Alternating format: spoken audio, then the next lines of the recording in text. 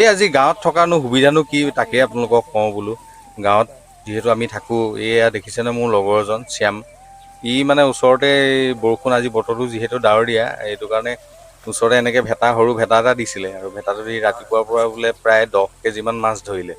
আৰু ৰাস্তাইদি মই বজাৰলৈ যাওঁতে মানে ই মোক লগ পাই ক'লে যে লৈ যা কল্প অকণমান মাছ। তাৰপিছত ই ধুনীয়াকৈ মোক সেই ভেটাৰ পৰা মাছ অলপ, বৰ ধুনীয়া মাছ, প্ৰায় আধা কেজিমান মাছ সি মোক দিলে। আপোনালোকে চাওক কি ধুনীয়াকৈ পানী আহি আছে, আৰু লগতে মানে ভেটাটো দি ৰাখিছে।